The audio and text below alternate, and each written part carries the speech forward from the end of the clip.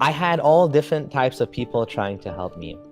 I was well known in the community as a convert because I converted from Ismailism, right? So I had a ton of friends. Everybody loved me. People sometimes wonder, when you left Islam, with people trying to kill you. No, it wasn't like that. People weren't trying to kill me. They were trying to help me to come back to Islam. Yes, people online maybe wanted to kill me. I mean, I got some death threats online, but my actual community where I live, they all felt really bad for me. And some of them were even crying like when they heard that I left Islam, because they were so sad that I'm going to go to hell now. One of my good friends for over 10 years, we used to do dawah together. He said, I'm not going to help you move houses because you told me that you have a blog now. This is before I even started the YouTube. So I just created the blog. And he knew I was moving, and he's like, yeah, I'm not helping you. I'm like, why? He's like, oh, you're talking against Islam on your blog. This guy knew me for over 10 years. But the problem is a lot of my relationships with my friends were all based on iman, on faith. We weren't friends for just because we had mutual interests or something. I put myself in this religious bubble, almost like a cult. So all of these people were friends with me for religious reasons. So when I left Islam, of course, they all left me. They didn't care about me anymore. You can see what type of friends they were, because a true friend would never do that. I mean, there's a few exceptions. I mean, there's still one guy that's still good friends with me. And there's another guy that became friends with me who was kind of like in the doubting phase. He's still Muslim, but he agrees with like a lot of the things I say. And so he's still Muslim, but he knows that what I'm saying is true, that it doesn't make sense that Islam tells people to kill apostates. He even told me, we always want Christians to become Muslim, but what if their religion said they had to be dead too? What if all religions said that? You'd never be able to convert, right? So he knows he's a strict Salafi Muslim, and he's like, I agree with you. This makes no sense. So he's my good friend. But unfortunately, what I do, I can't trust anybody. I really can't. It's too dangerous. There's too many crazy people out there, and I can't be friends with Muslims anymore. I just cannot, because you never know. The risk is they might leak my information to someone else who might do something, and that's the kind of worry I have. Somehow, people found out where I was working, and they called up my company and they said this guy should be fired because he's a bigot and he hates Muslims. They escalated it all the way to human resources. The human resources got involved. The CEO of the company got involved. And it's not a small company. And they had a meeting, and I only found out about this after the fact. The reason I found out was because someone threatened to dox me. And that's when I called my boss right away. I said, there's some activism going on against me. And he's like, oh, I already know about it. That's when I found out that they already had been called by someone. Thankfully, they didn't fire me. I didn't even know about it. They didn't even tell me.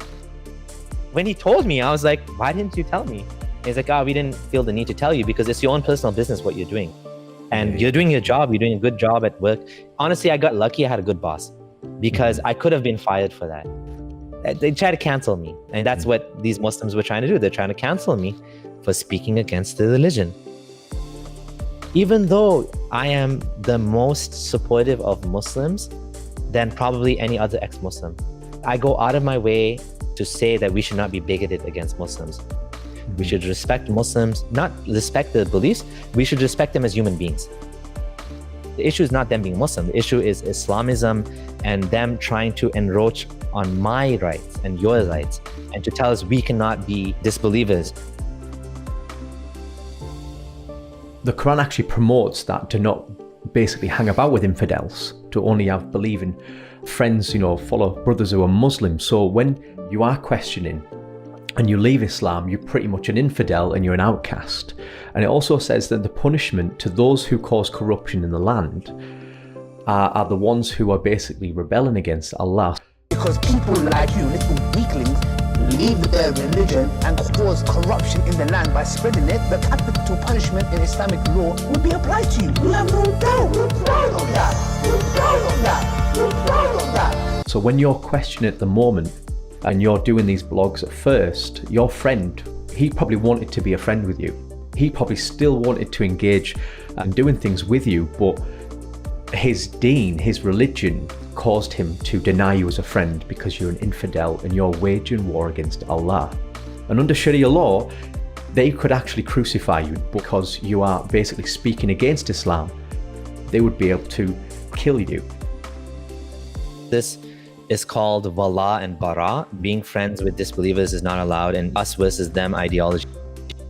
This thinking is very dominant in the Salafi/Wahhabi Muslim.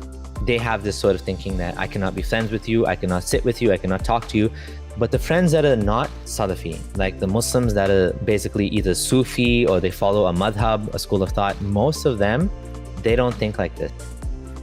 The worst of all are the people that are in Hizb ut-Tahrir or these Islamic movements.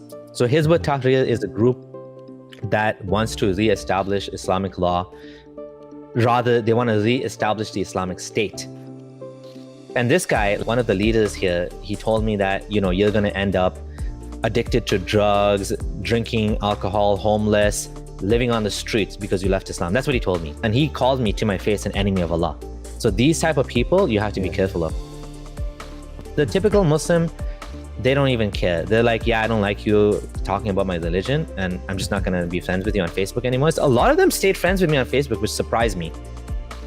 The friend that I have now, that one friend, we still talk about religion, but for the most part, we don't really. We just try to avoid that topic. There's no point.